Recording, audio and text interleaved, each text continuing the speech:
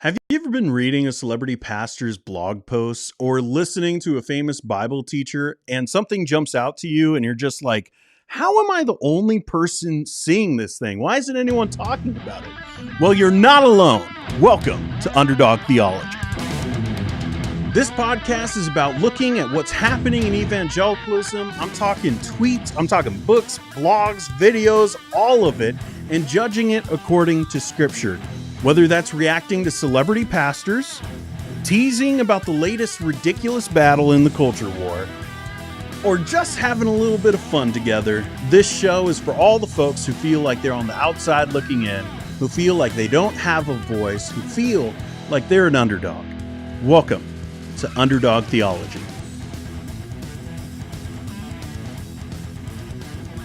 I'm going to start every single episode with doing the bump. I just love it. I like the intro. I like the new. If you like, I try to clip it out when I remember it, but if you show up early, you get like the intro music, and people think it's a vibe.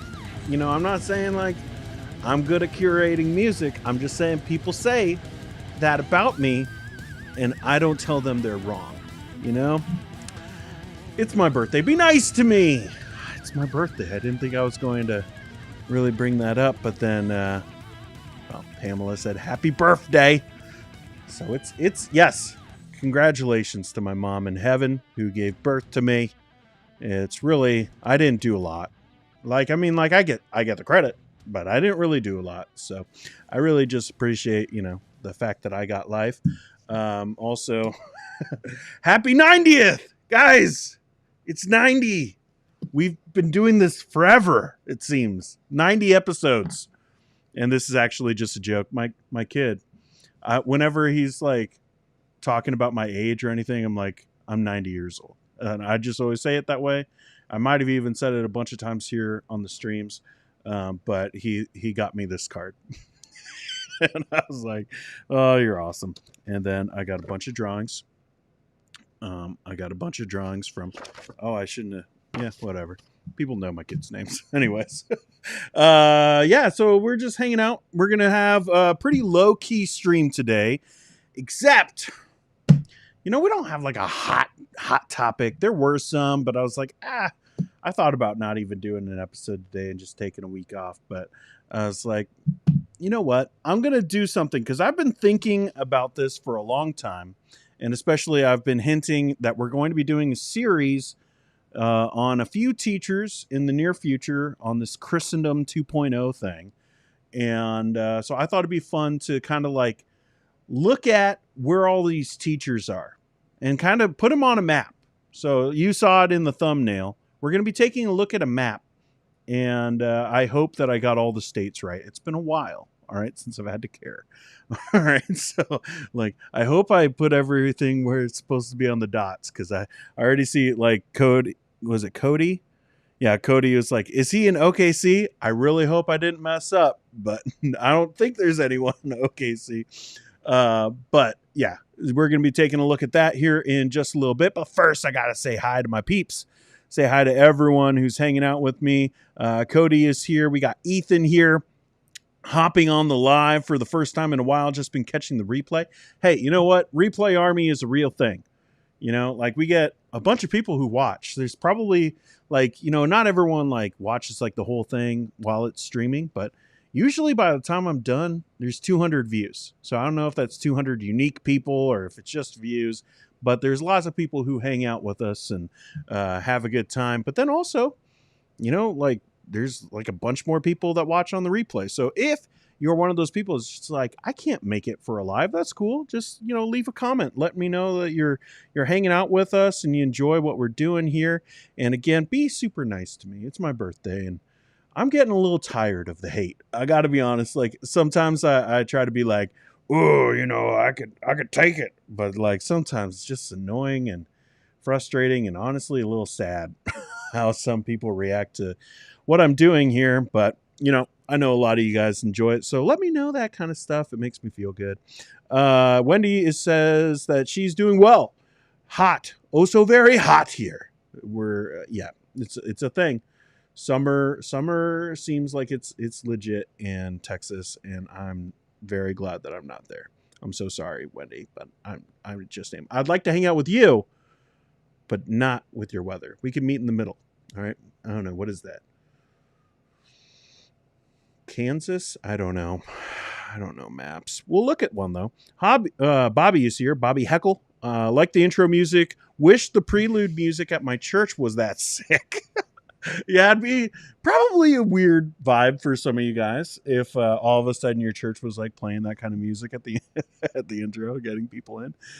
Something tells me the older people would maybe have a little bit of a hard time with that. Might be a little upset. Sam is here. Says, "Hey fam." Hello there. Oh, we switched it back. We're not always John MacArthur with "Hey fam." Hello there. We got that going on. Pamela's here. Heidi says, "Happy birthday, Dean. Last night I dreamed Aaron and I were a live audience on your show." Wow.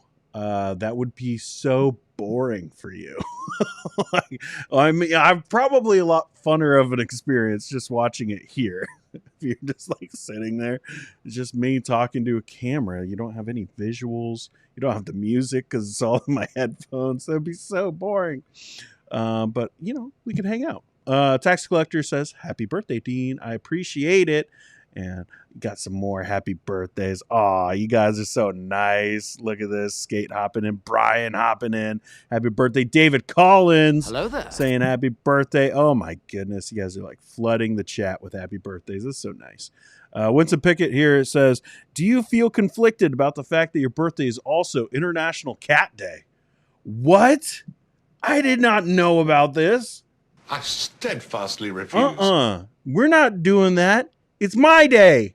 It's not the cat's day. Cats are evil, by the way. They're just What's wrong with you people? Anyone who has them, that's what I think. What's wrong with you people? No, thank you. No, thank you. No, thank you.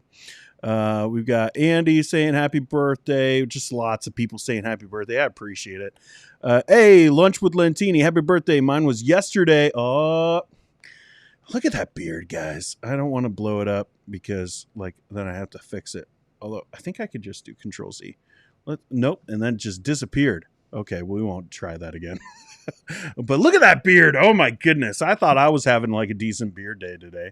And then I look at that and it's just like, it puts me to shame. If you're listening to the podcast, if I upload it, then you're probably like, oh my goodness, what is it? You need to watch the video just to see Danny's beard. All right. What else was I going to say? I don't know. Tax collector, hope for your birthday. The NBA bring back the Sonics. Hey, they're talking about it. 90 years, 90 episodes. Woot woot. Yep. One episode a year. That's what I'm committing to. Wendy says, "Uh-oh, Dean, International Cat Day." It's a, so that's a bummer. That's a bumper. Thanks for that, Winsome Pickett. Tax collector, Christendom 2.0 sounds like the title of a computer software. Yes, because the old Christendom is outdated. We need something new. So we need 2.0.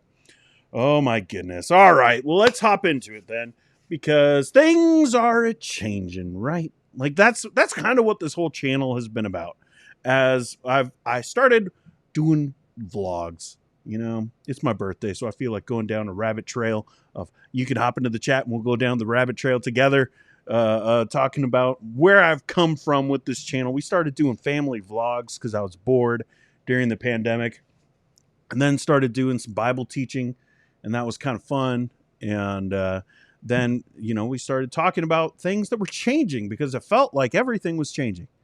I felt like there were so many teachers that I had never heard of, and I'm pretty dialed in to what's happening in evangelicalism. I've always been very interested in what's going on with John MacArthur. I remember hearing his voice on the radio as a little kid, like 6 years old, and then like buying his books when I was like freaking 13. Okay. I've been reading John MacArthur since I was 12, and then buying books and then like seeing what's going on with him, see what happened with Marshall and Mark Driscoll and all those teachers, and the Young Restless Reformed Movement and John Piper and Tim Keller. And I've just kind of always been observant about what's happening in evangelical culture. But the last few years, I felt like disoriented, who are these people? Who are these people? Who's that guy? Like, where does he come from? What's he about? And then to see some some ministries, some teachers transition into different, like they're in one circle 1 minute, and then next thing you know, they're like talking about something completely crazy. You're like, what happened? So today I thought it'd be kind of fun to look at a map and kind of a little bit nostalgia and a little bit informative, because we're going to take a look at where we came from, and then where we're going, and kind of asking, is this the future of evangelicalism? What is the future of at least the reformed world of evangelicalism? And I want to put that disclaimer because, not everyone is so dialed into the reformed world. So you might be like, well, that's just like all you're talking about is reform, guys. Yeah, kind of. That's my world. And it's a lot of your guys' world, or at least the teachers that you've been influenced by, the vast majority of you at least. So I think that we all kind of care about where this is going. And also, even if this isn't your tribe, it's going to have influence. And I think that what we're seeing with, these reform guys and where things have led to, like, that's probably bound to happen in some of these other denominations and other, religious groupings of different leaders. So I think it's a good thing for all of us. I will say, it is my birthday. You don't need to get me anything. All right. Just hit the like button. That's all you got to do. Please. It's my birthday. Be nice to me. We've got 52 people watching right now, and we'll probably get some more. And we've got 12 likes. Please, for my birthday, won't you please? Please, won't you be my neighbor? Also, maybe think about subscribing to the channel. If you really want to go above and beyond for my birthday. I talked about my birthday way too much. All right, let's go over to the map. I like doing this kind of stuff. All right, so we've got a bunch of different cities and places, but these are the familiar faces. This isn't like a time sensitive thing. I just tried to get some funny kind of looking ones of these young guys. Maybe you know their faces, but you don't remember them quite like this. But all right, let's start at the top here. We had Mark Driscoll, puka shell wearing Mark Driscoll, not cowboy Mark Driscoll, as we talked about on Friday on the stream, but a very different Mark Driscoll who believed in Reformed theology at the time. Jury's out whether that's still the case. He likes to tease and make fun of Calvinists, but hey, you know what? I kind of do too, so it's okay. But we had puka shell wearing Mark Driscoll hanging out in Seattle and had a huge impact, obviously. And right next to him is Doug Wilson over in Moscow. And, there was a friendship between these two. And I'd be very interested to see how that continues in the future. I think that it will be. I'm just waiting for that video. I talked about this on Friday. I'm just waiting for that video of them sitting in two chairs on that stage with the weird light bulbs, looking like they're going to do a Broadway show. I'm waiting for them to have a conversation about what it means to be a man. And it'll be the Mark Driscoll interview or something like that. And they'll talk about cancel culture and whatever. It's bound to happen. But they were friends, and they definitely had a huge impact. And I will say, people don't like it when I say this, a good impact. There was a good impact because people got saved. So that was awesome. Now, a lot of people got hurt in the fallout from all of that, and especially over in Moscow, there's still stuff going on over there. But a lot of good things happened. Then you got John MacArthur, Johnny Mac down there in Sun Valley. Big yikes. Rocking that haircut, the glasses, take a screenshot and zoom in later. It was a vibe, I guess. Well, hey, you know what? He had a huge impact down there too. Was one of the leaders of the Young Restless Reformed Movement and beyond. Like, he's had so much influence when you take in the size of scope, right? I always want to do that Justin Peters joke, but he's had a huge impact and continues to have a huge impact. He's one of the old guard. And then if you move over to Minneapolis, maybe you don't recognize him with hair, or at least a lot of it. But that's John Piper rocking. You can't see it, but there's a cross necklace very interesting guy back in the day. But obviously having such a crazy impact, both for Jesus and also, with the gender stuff, with writing biblical manhood and womanhood, and having a huge influence in that arena as well. Obviously with Calvinism, meant it, like it's one of those sermons that went all over the place. The seashells, and apparently collecting seashells is horrible because you should be on the mission field, dying for Jesus. And if you collect seashells, that means you can't do that, I guess. But still big impact. If Luke Daly is here, he's probably like, that's my guy. That's my guy. We like Luke Daly here on the channel. Then we got Tim Keller over there. A much younger version of Tim Keller. Like just doing his ministry, really focused on church planting there in New York.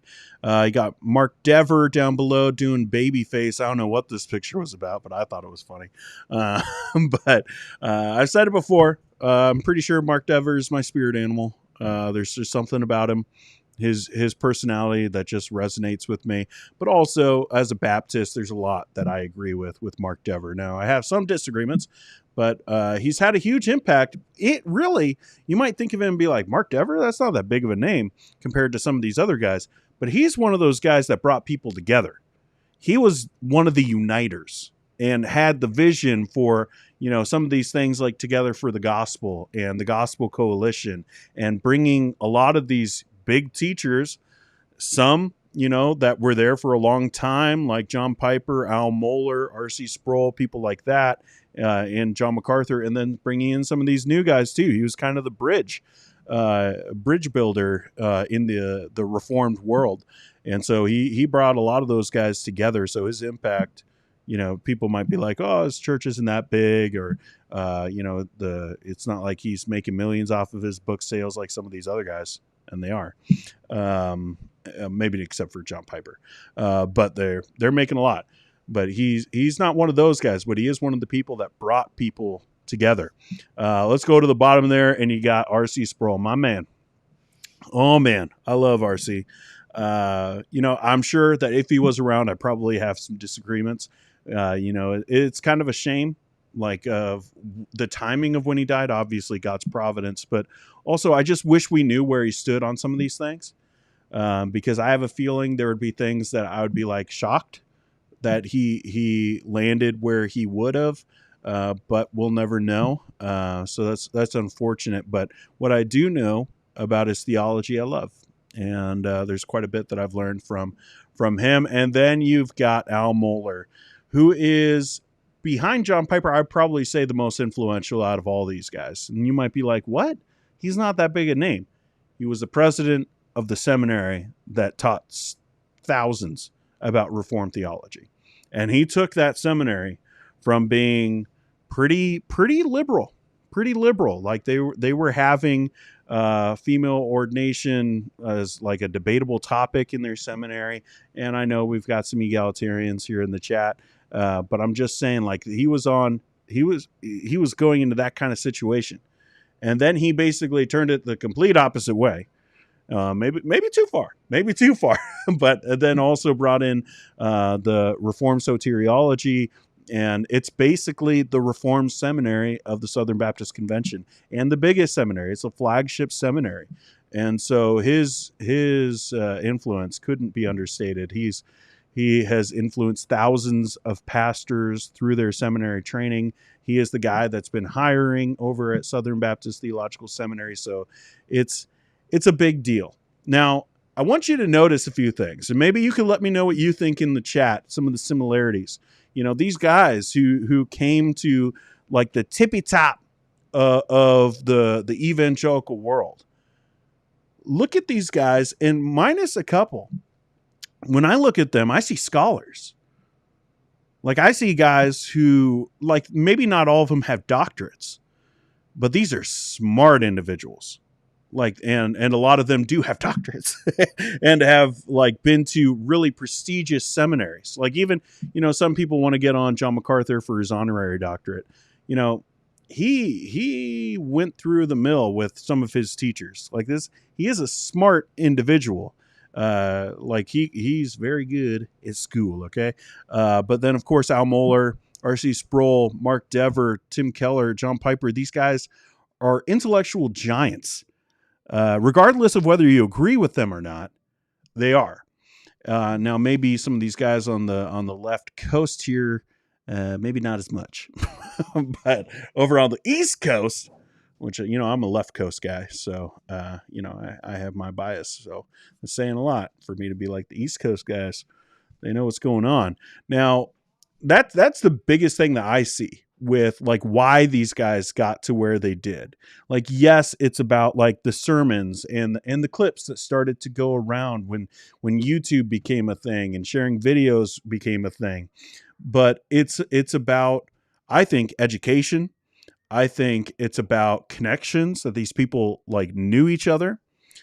And then you have where I think things are going. So obviously things have transitioned. Some of these ministries are not as big as they used to be.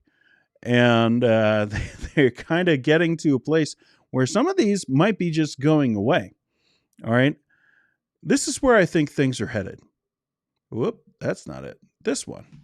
All right. So again, where we've been, and you can see, like, also notice the cities. Like some of them are in smaller places like Moscow and Sanford.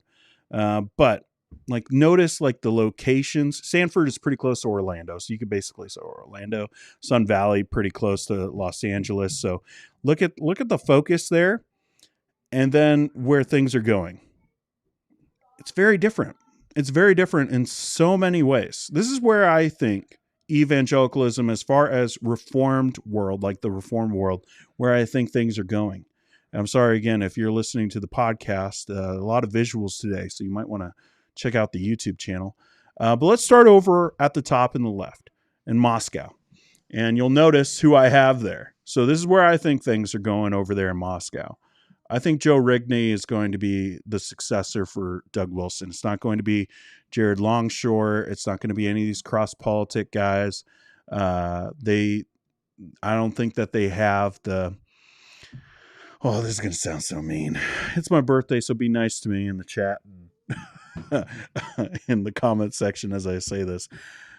I don't think that they have like the intellectual capability of Doug Wilson. And like, as much as I disagree with Doug Wilson about a lot of different things, he's a very smart person.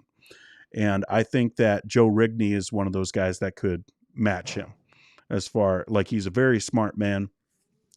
Definitely not my favorite. Have learned, some things, I actually have one of his books here. It's underneath my audio thing, so I'm not going to grab it. But his Live Like a Narnian, I actually like that book quite a bit, even though I disagree with a little bit of it. I was reading it the other day. But a lot of things I disagree with. Obviously, his stances lately have been odd. He was a Baptist president of a seminary, like just a couple months ago, and now he's a fellow there at New St. Andrews College. And I think he's the heir apparent to Doug Wilson. So he's going to have influence over there, and we know that the Moscow camp is growing. It's growing like crazy and having more influence over some of these other guys who are up and comers. Now moving down south to Sun Valley, John MacArthur's ministry is going to continue long past his death. We saw it with James Montgomery Boyce. We're seeing it with R.C. Sproul. And I think we're going to see it once again. And there's tons of other guys. But we're going to see it once again with John MacArthur. He's not going to be there probably much longer. He is getting older. But there are going to be guys. I don't know who the next guy is. I honestly don't think it matters. I don't think it's going to be one of those ministries that is going to have another pastor who's going to be everything that John MacArthur was. Doesn't seem like there's someone like that there. Now, I've debated maybe Josh Buice, heads from Atlanta over to Sun Valley, and maybe, but if something like that doesn't happen and someone from their camp, one of the successors from the podcast, that guy from YouTube, come on, Austin Duncan, I know you watch my stuff. but I think it's going to be one of their elders is probably going to step up, and it's just going to be a big ministry because it's John MacArthur's old church, but it's not going to be like there's like a figurehead who is like the leader of it, but there will be influence. And especially, I think, amongst like more conservative IFB kind of types who maybe have some leanings into Reformed theology. But I think even as John MacArthur fades, like that's going to fade too. Like, I don't think those guys are going to be as big of proponents as Reformed soteriology as John MacArthur was. So I'm just very interested to see what's going to happen there. And then probably what I would say is actually like the biggest influence to come out of John MacArthur's ministry, I think are going to be people like Costi Hinn. He went to Masters, and I think right now he's working on a doctorate from Midwestern. Maybe I'm a little off on that. I know at least at some point he was. But he has a ministry down there in Arizona. He has a church. It just got started with the church plant, but also for the gospel. And that is a ministry that I think is going to skyrocket. I really do. They make interesting looking things. Like the look of it is good. If you look at their logo and stuff like that, these kind of things matter, as we saw with Mark Driscoll. If it wasn't for the videos, if it wasn't for the cool aesthetic of his teaching, even simple things like the design of backgrounds and things like that made a huge difference for Mark Driscoll. And I think things like that will really help people like Costi Hinn, and they've developed a real system down there. So I would expect his platform to grow. I have some disagreements with him, but I will say, someone on Twitter was like, why do you have Kevin DeYoung there? What's your issue? Or what's the issue with Kevin DeYoung? Like, it just because I think that they're going to be leaders moving forward in the Reformed evangelical world. It doesn't mean I think that they're the worst people in the world. Okay. Like, some people are so dang critical. But I think that he's going to be one of those guys that is going to preach the gospel. He's going to be faithful to the gospel, probably more conservative than me, a lot more conservative than me, maybe you. And especially when it comes to like gender things, he's definitely not for patriarchy, but when he's talking about soft complementarianism, I'm telling you right now, that's not soft complementarianism. So there are going to be differences there, but I think he's going to be one of those guys that is going to be like a huge influence moving forward. And then moving up to Ogden, Utah. All right. Now these are the guys, right? This is the Christendom 2.0 guys. This is Brian Save. I'm not trying to make fun of his name. I just don't know how to say it, and I haven't watched enough of his videos to know how he says it.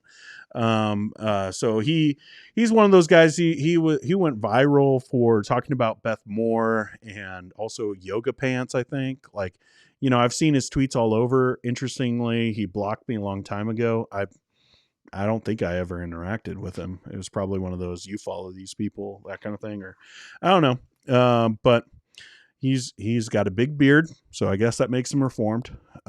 He's a big fan of Doug Wilson, buddy with Joel Webbon. It believes, I think, in aliens. That's something that I'm looking into. He's got a podcast about aliens. But he's there, but he has a bunch of people. It's interesting, like seeing some of these things transition, and we're going away from like there's one leader and like no one else on staff is all that popular. Like, we've seen that time and time again. Like, if we're to look at like this map, you probably don't know anyone else who's on staff, or maybe even like this, I think, is one of the main problems with this group, is like they didn't prepare for their transition out of here. A lot of these guys don't have successors, or at least their successors don't have nearly the success that they did. And yet we're seeing that already take place with some of these guys, where they're getting some of these other guys who maybe have a little bit of a following in the same sphere, and they're bringing them over. So in Ogden, you have like a bunch of these guys. So there's Brian, and then there's Eric Kahn, who does the Hard Men podcast. I talked a little bit about that the other day, and we're going to be talking about these guys because they're having more and more influence. But also, again, notice the difference. Notice the difference here. Cities, scholars, smaller locations, and maybe not as much scholarship. All right, you do have some, but I think the vast majority of these guys, they're not known, at least, for their scholarship. You know, they're known for what they do online. And that to me is very interesting. But Brian's there, Eric Kahn's there. There's a few other guys in that camp. And of course, they're buddy with Joel Webbon there at Right Response Ministries.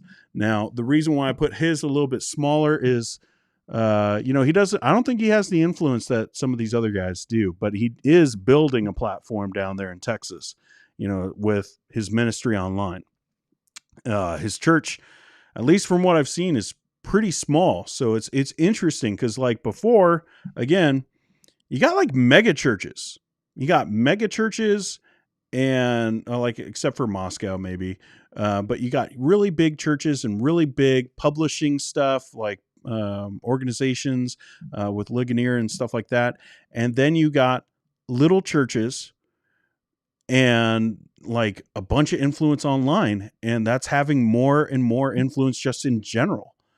And it's bringing people into those locations, as we see with what's going on in Ogden, Utah. So he's down there, Georgetown, Texas. He started a church down there, but it's small. But you just watch; it's going to grow. It's going to grow because he's got an online platform, and it's going to bring people in. And it's an extreme kind of ideology. So yeah, you're going to get people being pretty extreme, because you think about that. Would you move? Would you move because you liked someone on YouTube? And you're like, oh, I'll move from, I don't know, South Dakota. You're in South Dakota and you're not happy with your church. And so you pick up your entire life and you move down to Texas to be at, some YouTuber's church. That's a pretty extreme decision. But guys, extreme leaders, they get those extreme decisions. They don't have to tell their people to like and subscribe. They do, but they're going to make those hardcore decisions of picking up their entire lives and following after a leader. And honestly, that's the same kind of stuff that Mark Driscoll did back in the day. I'm not saying they're the same person. It's just like that same extreme leaders. They're going to have extreme followers. Followers go further, and they might be going really far with picking up their entire lives to move to certain locations in the middle of nowhere. At least it seems to me. It's a little it's around Austin, I think, but it's not a big place. Let's go all the way back up to the top with Minneapolis again.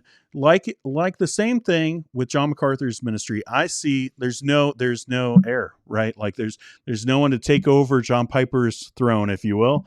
There were, there used to be.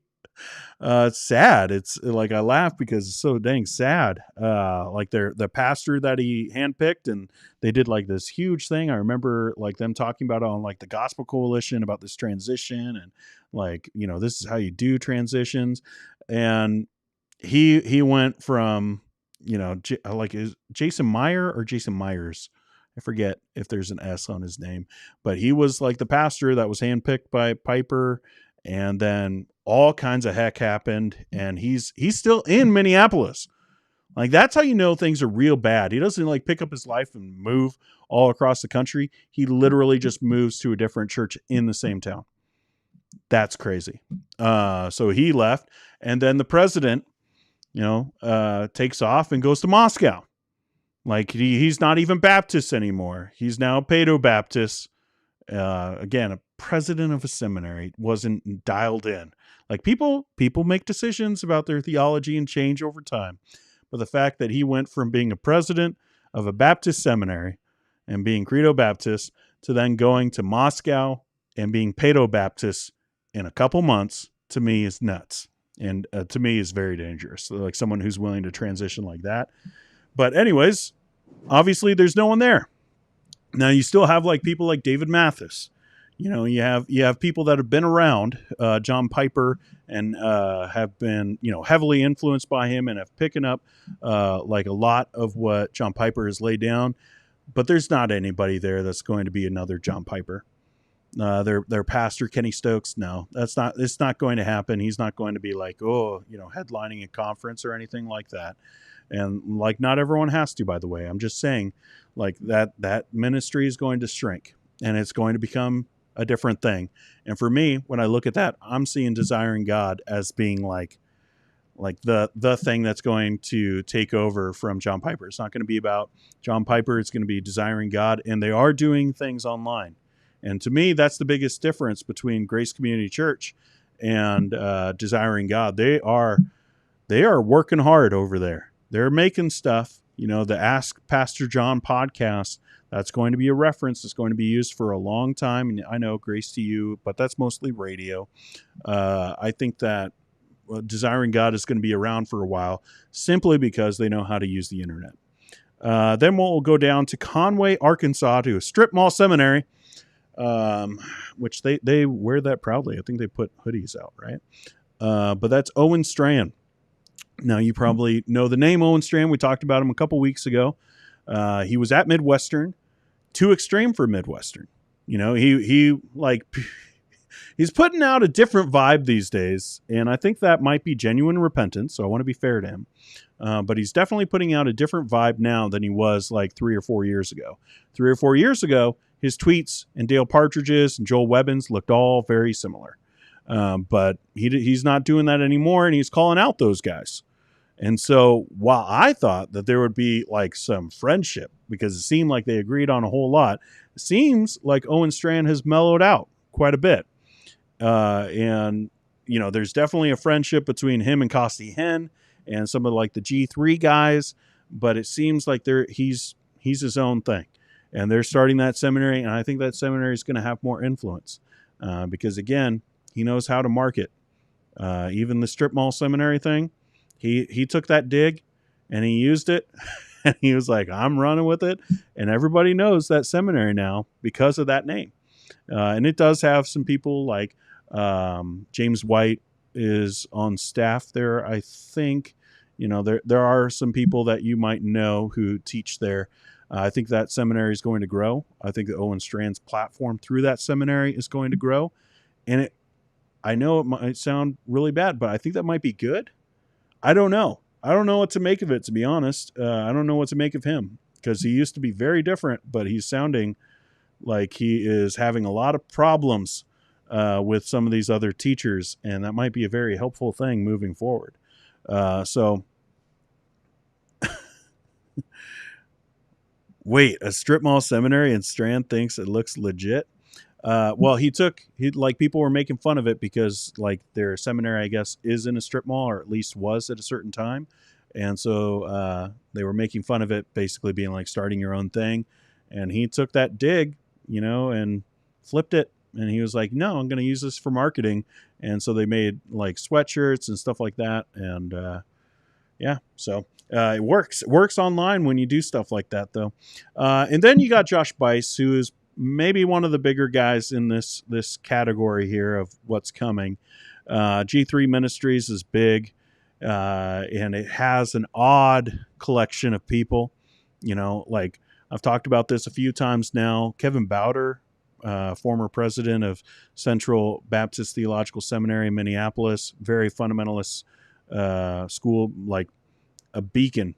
Like I will say, they're far more academic than other fundamentalist seminaries and colleges and things like that. So he's a very smart individual, but he's definitely a fundamentalist, and he writes for G3.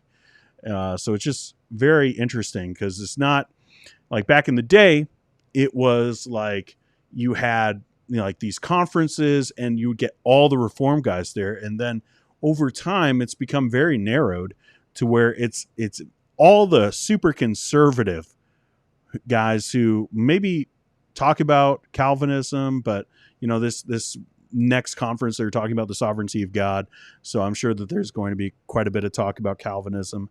But I don't know if I would call them Reformed. But they claim to be, and Josh Buice definitely has a huge platform. So I think that's going to carry through. And then I think what's going to happen, like if you look at this list versus, once again, this list, like you got, I think, robust Reformed theology. Now, some people would disagree with me on there, but you got heavy hitters on Reformed theology.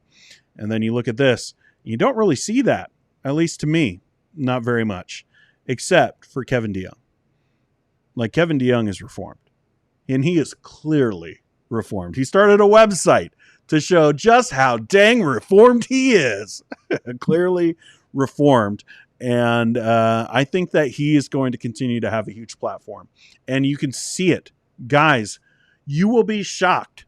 You will be shocked. Go to his Twitter and see how many followers Kevin DeYoung has. If you're just like, well, like I know he writes books and has, spoke, he's been a speaker at some of these conferences in the past, some of these bigger ones, like, but he's not a mega church pastor, right? Yeah, he is. Yeah, he is. First off, his church is pretty big. Christ Covenant, I think, in Matthew's there. But also, like, look at his footprint online. He's a juggernaut. And he's going to continue to be. And I think he's probably going to be the most academic of all of these guys. And that could be very helpful. But let me be clear about Kevin DeYoung. I am scared to death about that guy. I think like the articles that he writes where he's like patriarchy, like Doug Wilson, like that's not what I'm advocating for, but something like patriarchy. I get very concerned when there's stuff like that, where it's like, I don't know what it's not. We need something more than complementarianism, and we need something a little bit different than patriarchy as said by Doug Wilson. But we need something like it. Like, to me, that's like, whoa, where are you going? Where are you going to land? So I'm very curious and kind of scared of where Kevin DeYoung is going to land, because I think that he's going to have crazy influence wherever that is. Now for him, he is like social media. He's got his website, but he's not like video. If that guy gets a hold of video and starts putting out like actual content, like something like Costi Hinn is doing For the Gospel, like I think that is probably going to be the next big guy. And but again, a lot of differences that I see between these two groups. All right, but it's a very different evangelical world we're moving into. These are the people that I see. Now, I could be wrong. I'm not a prophet. I've had a lot of people be like, "You're a false prophet." I've gotten that. Nope, I'm not a prophet. But this is how I see things shaking out, and I'd be interested to know what you think about that. So let me know down in the chat, or if you are watching on the replay, let me know down in the comments section. Is there someone I'm missing? Do you think one of these guys, like, he shouldn't be there? He's not going to have that much influence or whatnot. Who are the voices that you think are going to be like the big voices amongst Reformed? And I'm putting it that way because some people would call them Reformed, some people wouldn't. And maybe I wouldn't call each one of them actually Reformed, but they all claim it. So let me know what you think about that. I'd be very curious. Let's hop back into the chat here and see what you guys have been saying for a little bit. And then we got a video that we're going to watch of Doug Wilson in just a minute. Let's see. Bobby says, as much as Webbon might talk down on Acts 29, he seems pretty desperate to be the next Driscoll. Yeah, it seems like he's got a lot of similarities, and I don't know if he realizes that, but there seems to be, to me, a lot of similarities between the two. But I'm not saying the character stuff. Like Mark Driscoll was a liar, and just a complete fake, I think. And I'm not willing to say that about Joel Webbon. I do think he is wrong about a lot of things, but I think that he actually believes what he says, or at least that's what I get out of it. I think he does like play up things and tries to be overly controversial to gain that audience. And that's something that Driscoll did. That's one of the similarities I see. But I think he believes it, but I don't know. I don't know the guy. Wendy says, I'm serious. Ogden, Utah. Yeah, it's going to be a thing. It's going to be a thing. Tax collector, hot take. GCC is going to be led by a committee. I don't see them having another singular lead pastor anymore due to past scandals, and this whole thing of finding JMAC's successor is a big nothing burger. Yeah, weird thing that they started themselves. Again, like I made a video about it, just like goofing off. My video was called So You Think You Can Mac. All right, like obviously I'm kind of joking and having fun with it. But they're like, oh, everyone's asking. Everyone's asking this question, and they shouldn't be asking. Like, it's all of us. We're the elders. I was like, okay. All right, guys, calm down. But yeah, I could see that. I could see where it's just like a rotation of elders, a plurality of elders. I could see that, but I think eventually, I think that might be how it goes for like 5 or 6 years. And then I think eventually the congregation's going to get sick of that, and they're going to want a main guy. Or maybe one of them is going to show themselves to be, a little bit more capable as far as preaching goes, whether that's Mike Riccardi or I don't know, whoever. They're going to be like, that guy. That's the guy. And he'll be like the main pastor. And then they'll still probably have a rotation of elders because they've kind of said it that way. But yeah, I don't think that's that hot of a take. I think that's actually pretty smart. RJ says, Georgetown is really close to where Vision Forum was. Same fate? Maybe. Matthew says, Austin Duncan is a nice guy, but a boring preacher. I went there, and that's my experience. I don't know. I haven't listened to a lot of him other than the podcast. So, I've listened to stuff back in the day when I was in youth group or around that age, and he was the youth pastor. So I remember like the youth sermons, but that's very different, right? I wouldn't want to be judged by some of my sermons when I was a youth group pastor. So Cody says, how do you feel about Apologia Church in Arizona? Yeah, I thought about putting them in there. I just don't think they have that much influence. They've been trying so hard for so long, and it doesn't seem like it's going to grow any more than where it's at. So maybe I'm wrong about that, but I'm just kind of looking at it and being like, if they were going to pop and be like super influential, I think they would have already. And I don't think that's going to happen. I think they're probably just a little too controversial. And, I don't know why, but people just don't seem like that's going to be the thing. Maybe that's just my own bias, but that's just the way I see it. But let's see. Mark says, as I said, Piper's successor tapped out. Yeah, there was a lot of stuff that went down, and maybe we'll know some of it. Maybe we'll never know anything that actually happened. But it'd be very interesting to find out. Caleb says, evangelicals crave functional bishops. Even if the specifics are wrong specifics, with the internet, there will be a new age of leaders. It will depend on what rallies people that will decide who. Yeah, I agree. For me, I'm looking at these things and seeing politics as being like the rallying point. I think that's where we're headed, where we're at and where we're headed even more so. So I think that's going to be a continuing thing. Matthew says, Kevin DeYoung is not a bad guy at all. He's a brilliant guy, but I have differences with him. I would agree. At this point, I haven't seen anything from him to think like he's one of those guys. People were like, someone else was on Twitter saying something about how like all these guys are fighting for position. Some of them are. Like if we go back here, I think some of these guys are definitely fighting to have their spot, and they're moving places, like picking up. Like I think Joe Rigney moving to Moscow was very strategic. Like I think some of these guys are really trying to get their platform, and they're desperate for it. I think some of these guys are just doing a good job in getting a platform. And even though I have disagreements with, just because I don't like their preaching or I don't watch their videos doesn't mean that they're not helpful for people.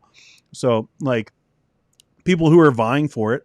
I think Joel Webbon is vying for it. I think like the Ogden guys are vying for it. Joe Rigney is vying for it. I think in some ways Josh Buice has been vying for it for a long time. But I think some of the people that just doing things and stuff is happening for him. I think Costi Hinn is doing that. I think he started speaking way too early. Like he was like speaking as an authority on like a lot of things right off the bat. And it's like, guy, you were just like catching people for Benny Hinn just like 2 years ago. Can you calm down a little bit? Like, I think that happened, but now I think he's a pretty capable preacher, and he's just like, I have disagreements all day with him, but he's like, I think that's kind of just happening for him, and he's working hard to get it done, but I think it's just happening. I think the same thing for Owen Strachan. I think the same thing for Desiring God. They've been doing it for a long time. I don't think that there's anyone there that's like, oh, I'm going to be the next John Piper or something like that. And then for Kevin DeYoung, I think he like just straight up deserves it. The guy has been working hard for like 20 years. Again, I read why why we're not emergent from two guys who should be. Like, I read that like as soon as it came out. So I think I was in high school. Like he's been writing books. He's been doing everything for a long time, and he's been connected to a lot of these guys for a long time. So I think it's just happening for him, and I think he deserves it. Now, I hope that he stewards that platform really well and doesn't end up landing with some people. I'm concerned, but I think that, I just have some differences with him. Slightly says, the age of celebrity pastors is over. The time of the Christian content creator has come. Boy, I hope that's not true. Like, I know I'm a Christian content creator, but man, I gotta say, when I look around on Christian YouTube, I don't see, like I've said it before, other than like my buddies, I don't see anyone who's doing anything really all that worthwhile. All right. Like people, like if you're out there who like if you're in the chat and you're normally, I'm thinking of you as a buddy. Okay. But there's like all these big guys going out there and doing a bunch of stuff. I just don't like it. Not a fan. So like, I really hope it's like actually qualified elders would be nice. But we'll see. We'll see what happens. Cody says, I have a semester coming up in the 21st this month at Midwestern. I'm concerned about a PhD program they have that involves Thomism. I'm very happy to be attending seminary in general. Well, use your noggin, take what you want and reject what you don't want, like just because someone is teaching something doesn't mean you have to accept it, just you have to pass the test. That's all that is. Winsome says, if Strand Seminary continues to grow at its present rate, I have no doubts that they will be able to take over an A&P supermarket within 5 years. Maybe, you never know. Everyone has dreams, right? Bobby says, Owen Strand holds to EFS. His former colleague, Matthew Barrett, is one of the leading voices for classical Trinitarianism. I have a feeling Strand's departure was related to that. I think it was probably more related to his tweets, and those would be some of the tweets. But like the eternal subordination of the Son stuff. There's a lot of people we got to get rid of if they said anything close to that. And I do think that if you fully embrace it, like that's heresy. Okay. That's not classical Trinitarianism. I like Matthew Barrett quite a bit, and I agree with him. But I will say, like, not everyone who says something a little weird and off actually affirms all those things. We have to listen to them. It's the same thing, right? Like, I always talk about, like, we got to listen to people and understand where they stop with certain ideas. Do they go down the full block or the full street, or do they go down a couple blocks and they're okay in that area? I'm not sure where Owen Strand is on that. I'm not going to defend the guy. I'm just saying, like, I need him to come out and actually say, like, here's everything of where I'm at. Maybe he's already done that and I just haven't paid attention. So that might also be the case. Bobby also says, I remember in 2019, there was a huge dust up over Piper and Platt being at G3 because of social justice stuff. The next year they weren't on the list. That was the turning point. Yeah. For me, I view the turning point as the the Q&A. That was a total gotcha situation from Phil Johnson. on who was there? It was Lig Duncan and Mark Dever, and talking about woke church and stuff like that. That you remember that Q&A? I view that as the turning point. Like that was like so cringy, by the way, but also just like where's everyone going? Like this is so weird, and everyone is going to be shifting after this. That's how I felt, at least. But I agree with you. There were a lot of turning points here. Pamela says, this morning I listened to an interview with a woman, Lorena Hieronymus, and her story of what it's like at Doug Wilson's Lagos school. Terrible. Moscow is a cult. I would agree with that. Yeah, I said it. Clip it out. I agree with that.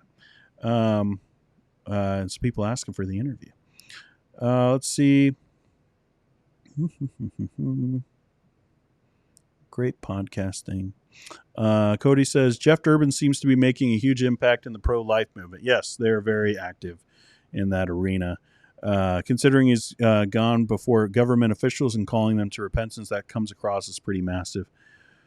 I mean, sure, but I do think it's a pretty centralized idea. I think there's a little bit more, I think, to having like a wider influence than just, he might be that guy. We've seen it with Ken Ham, right? Ken Ham, he's the creation guy. But like he's got his thing. So maybe that happens. Maybe that happens, and Jeff Durbin has his thing of being like the pro-life guy, and everyone wants him to come on their Sanctity of Human Life Sunday and come and speak, because we all know that's in the liturgical calendar. And right? No. But yeah, maybe that becomes a thing. But yeah, they are very influential in that arena for sure. Michelle says, I've been to Grace a number of times, and like half the people are there because of J-Mac. With a cult-like devotion, I think Owen Strachan is perhaps the only guy who could take that mantle. Yeah, I don't know. Maybe that happens. Maybe like something crazy happens and it's just everything shifts. Like, this is just my opinion of where I think things are going. I Can't Spell says, I really think this extreme patriarchy is going to lead to major splits. My church is heavily teaching patriarchy-infused sermons these days. Is this a reason to go church shopping? Yes, I would say that it is. Like, as far as, have a conversation with your pastor and find out like where they exactly are. You probably have already done this. But, have a conversation and be like, what do you actually believe about these things? And go through specifics. And ask, can a woman do this? Can a woman do that? Can a woman, live on her own? Can a woman be a manager at a grocery store where she manages some men? Ask those kinds of questions. And if they're like, yeah, we're all for patriarchy, I would say that's reason to leave a church. I would, because it's going to influence everything that they do when they're like, because it's not just about pushing women down.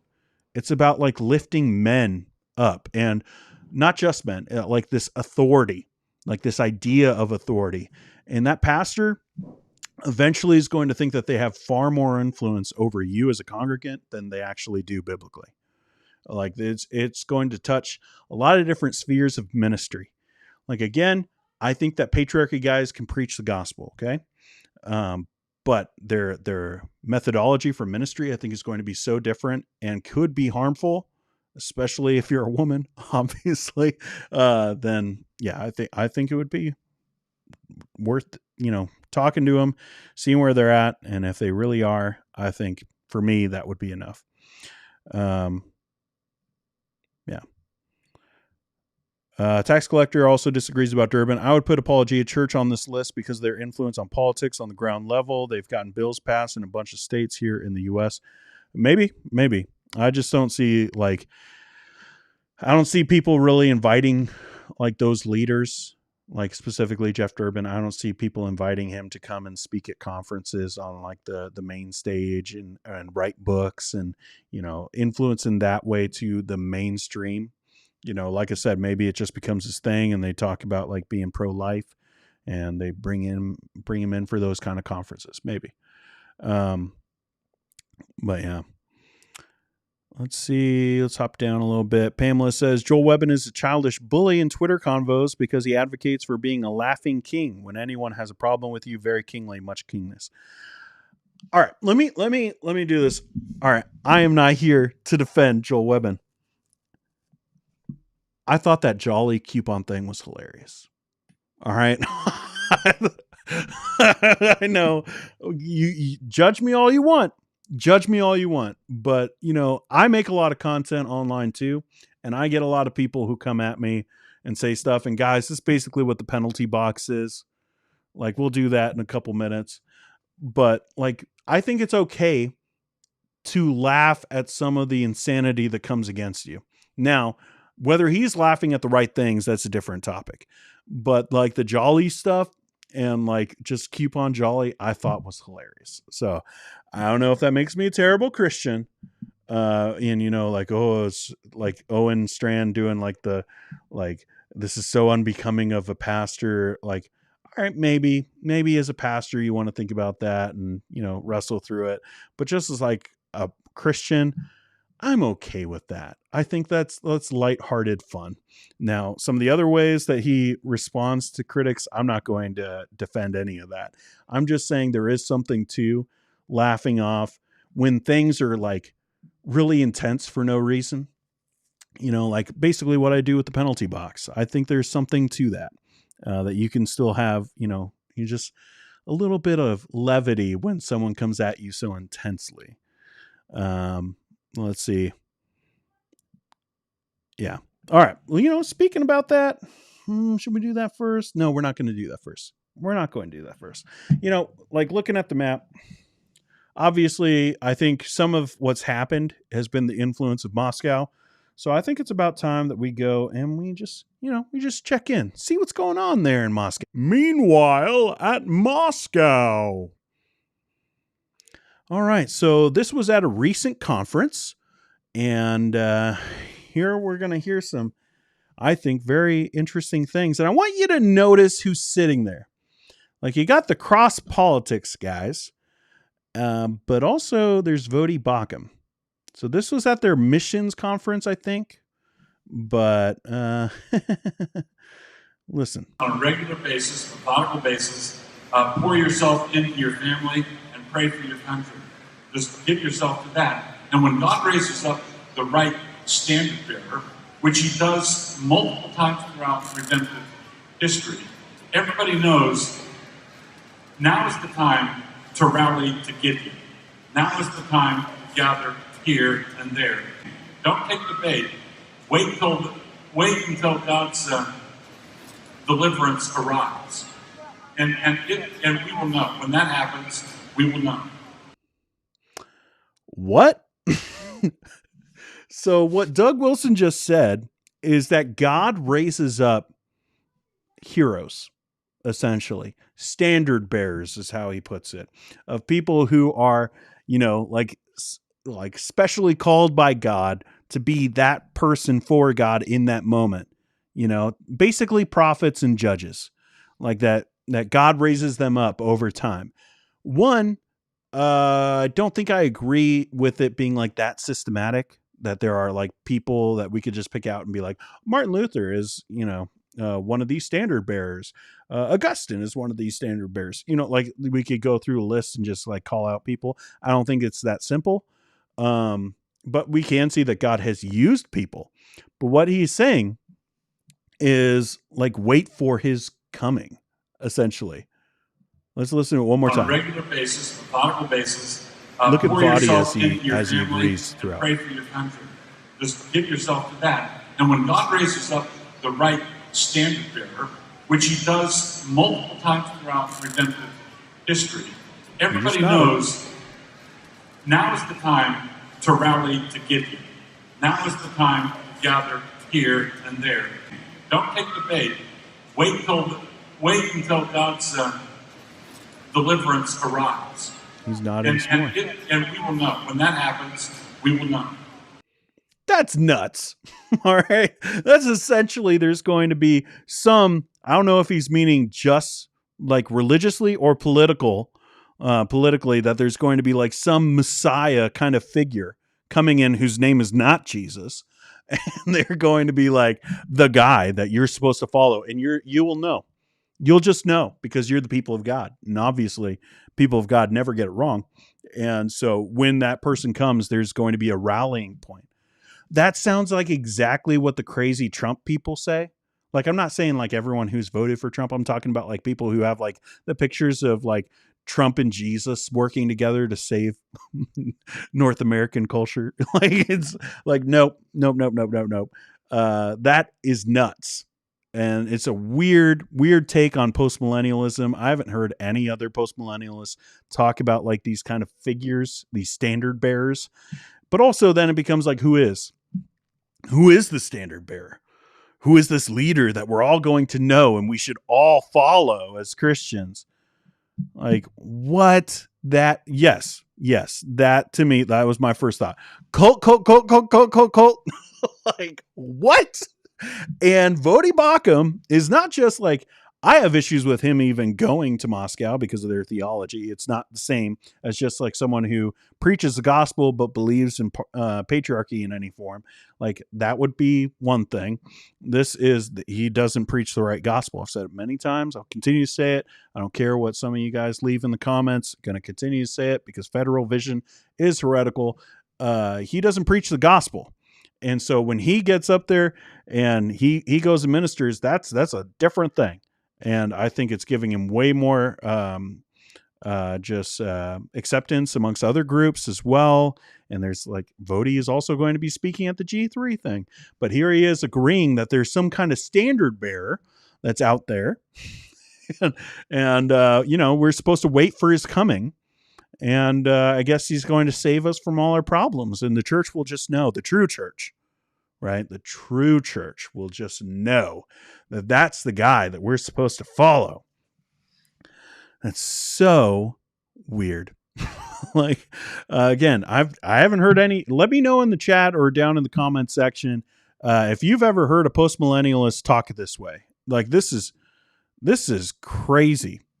But yeah, this was uploaded somewhere. I saw it. It was a tweet somewhere. Like, this leads to all kinds of deception. Like, cause then, like, oh, Joe Rigney is, he's the standard bearer.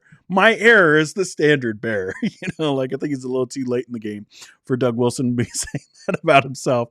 Although I wouldn't be surprised, to be honest. But yeah, I just, no, I think actually the person that's coming would be an antichrist. like that's, yeah, of everyone saying he's the hero and we should all follow. That sounds more like what I remember from my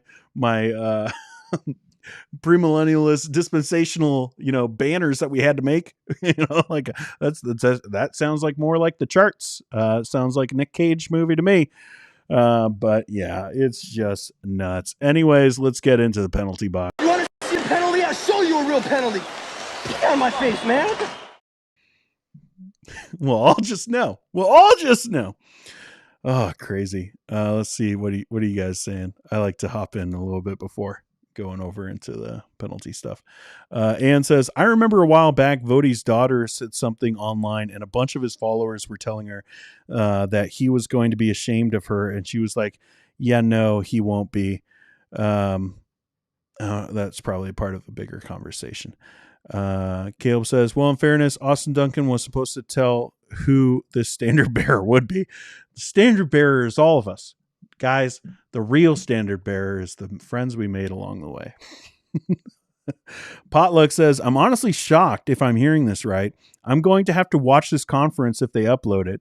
That's so strange unless he's referring to examining your leaders. I don't know the bigger context, so maybe there's something there. But to me, that's freaking nuts. And I don't know if context is going to save that one. Sometimes context really helps you to like know, okay, that wasn't as crazy. Maybe you still disagree, but I don't know if there's any saving that one. And Stephanie agrees. Sounds like a description of the rising of the Antichrist. Michelle also says that. Yeah, it's very, very weird. Dylan says, I know who it is because he's the true church. Mark Driscoll is that prince. Okay. It's a little weird. Yeah. Wendy says Vody appears quite like a chameleon lately. He spoke at the Ligonier conference this spring. One last thing. I don't mean to like shame anyone, but isn't he supposed to be in Africa? Like he's like president or chancellor of the seminary and talks about his work over in Africa all the time. Every week I see him on a different show here in the States. And it's been happening for like 3 years. I know he has health issues, so maybe that's part of it. Maybe he's, being over here for an extended period and getting like exams and, follow-ups and all that kind of stuff. I don't know if that's the case, but it just seems like every week I see him. He's on Ben Shapiro. He's at like Moscow. He's at the Ligonier conference. He's going to be speaking in Atlanta next month. Like, what is with that? That is so odd to me. Anyways, let's do the penalty box. What do we got? 2-minute minor trip. And there's a call.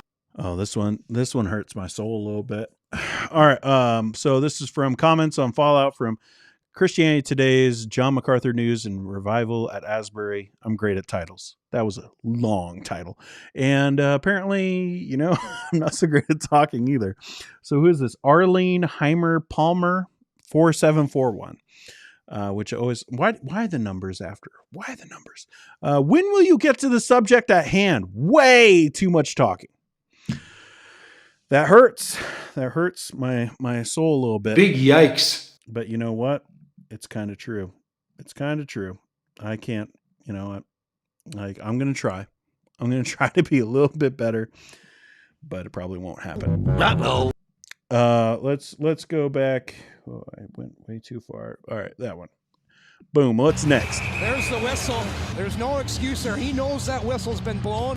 My biggest issue with John MacArthur. So again, one of the shorts, which things are going to happen.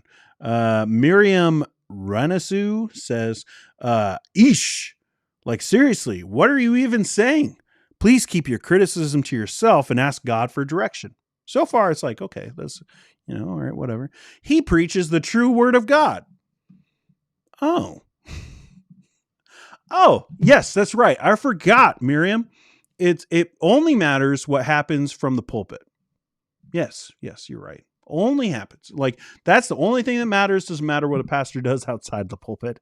As long as he gets up there and he preaches the true word of God, that means he is beyond criticism and is always right in everything he does. Thanks for saying that. Very helpful. Next. All right. Expect pushback when you platform dangerous teachers was the video. And I'm very surprised that there wasn't that much hate on that video, but that's all right. We got Jonathan Wilson 4949 saying, "Come on, brother." I appreciate that you call me brother. You just said a lot of nothing. Fair. Pandering to your shrinking progressives Christians, which means not Christian. All right. Well, I think like your definition of Christian needs a little bit of work. Also, I don't know what that means. Pandering to your shrinking progressive Christian. Is the Christian shrinking? Am I shrinking?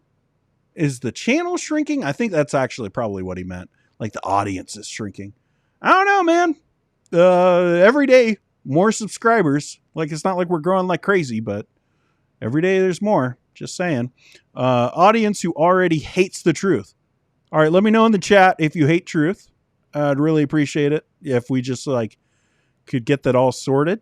Maybe Jonathan Wilson, if you're watching this, I'm trying to get to the bottom of this. I want to make sure, if anyone here hates truth, that we get them kicked out and banned so you can feel comfortable, on this channel. That is why you don't challenge any of Joel's teachings. Maybe it was also because it was a short video that I just was commenting on the fact that Ruslan had him on. That also might be the thing.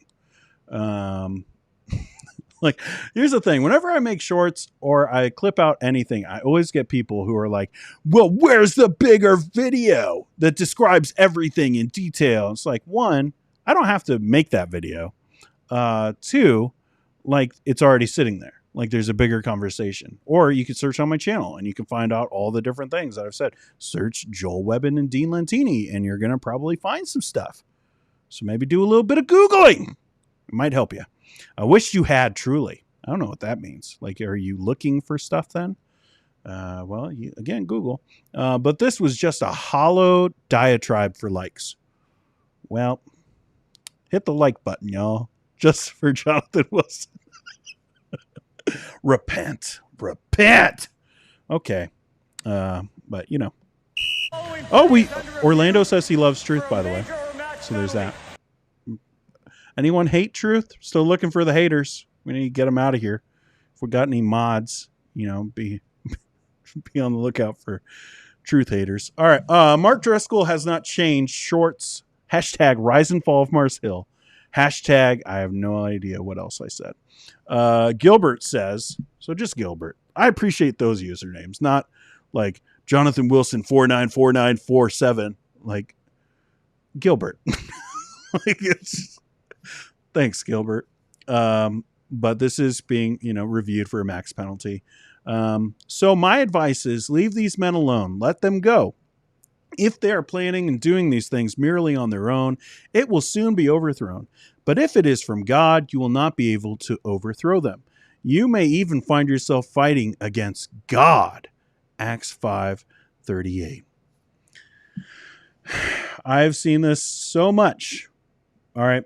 Not everything in the book of Acts is prescriptive for how we live our lives.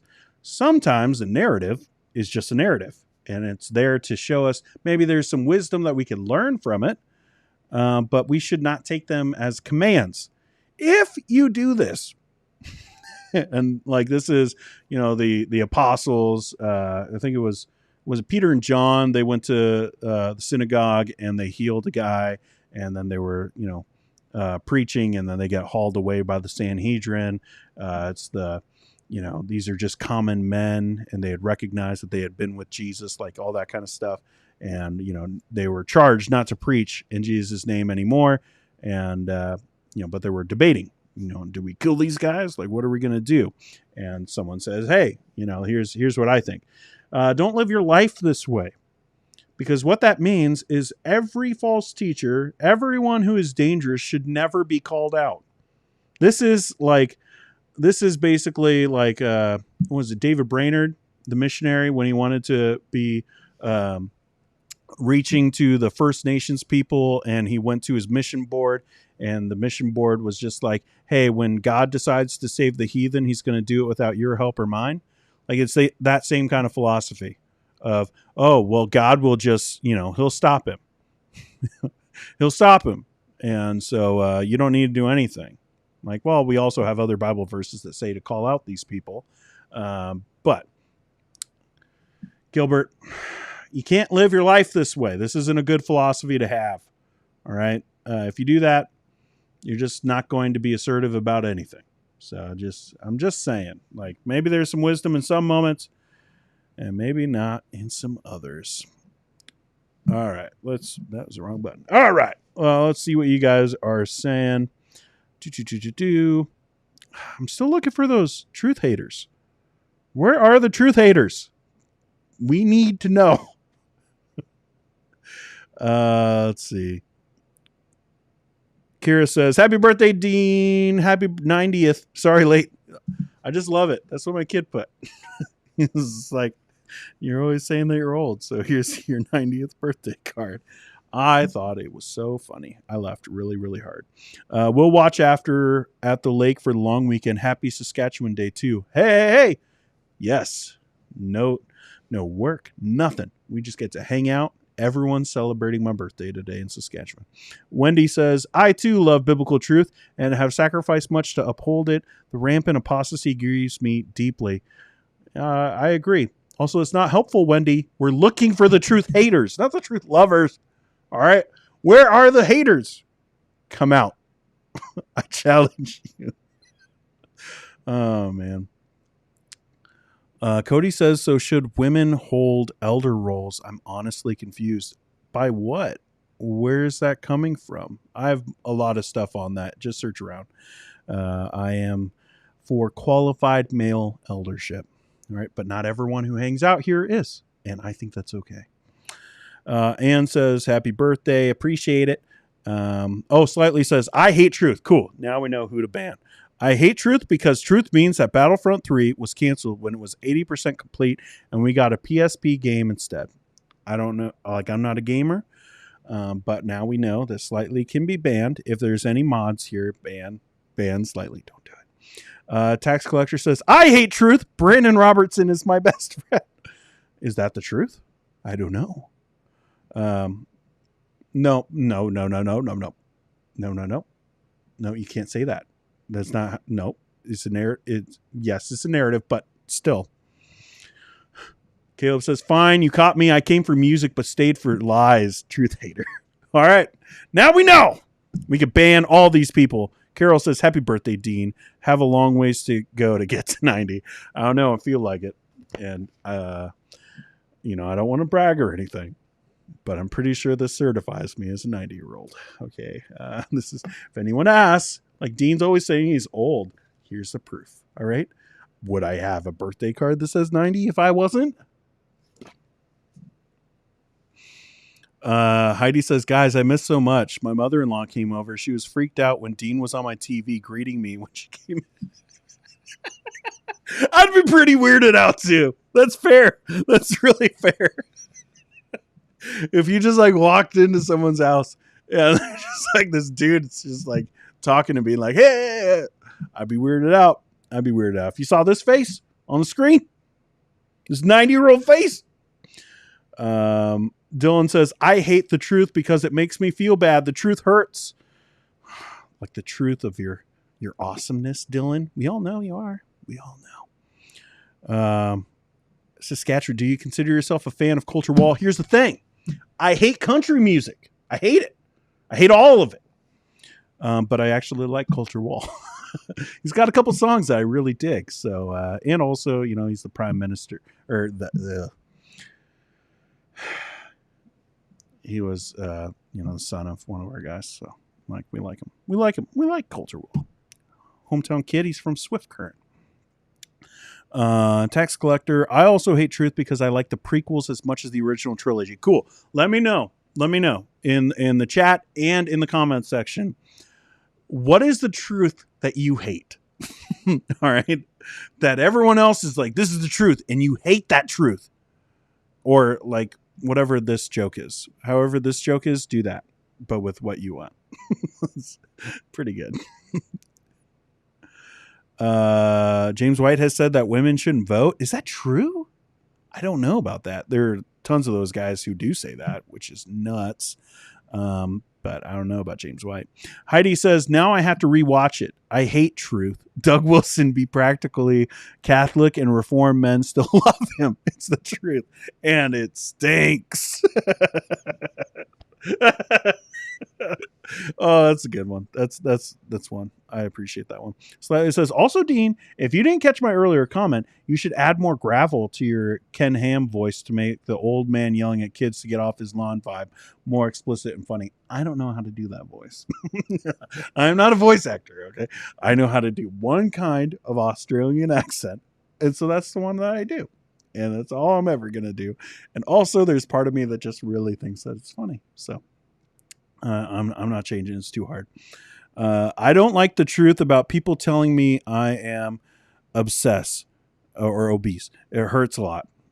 Well, that is a truth that's not funny. That sucks. I hate that people say that to you. I hate Truth. Culture Wall is the coolest thing to come out of Saskatchewan for a while. One, that hurts my feelings. No, I'm not thinking that I would be one of them. Also, I'm not originally from Saskatchewan, so it doesn't count. My kids are. Well, at least one of them. One of them was born here. All right. Let me know. I still want to know the truth that you hate in the comment section. Leave that comment down below. Guys, I will be back sometime in this week. I have a video I just need to edit about Narnia and Greta Gerwig that is going to ruffle some feathers. And then we're going to do Underdogs Unite on Friday and maybe some stuff in between. We'll see. We'll see what happens this week. We'll see what happens. But guys, I just want to make sure that you guys remember, 1, hit the like button. 2, subscribe to the channel. 3, be looking for that standard bearer. Where is he? Where is this guy? But, you know, when we see him, we'll all know. But, like, be looking. You know, be observant. You know, we don't know where he is. Maybe I'm him. Maybe I'm the standard bearer. No, you need to have standards first. Dang. Oh, man.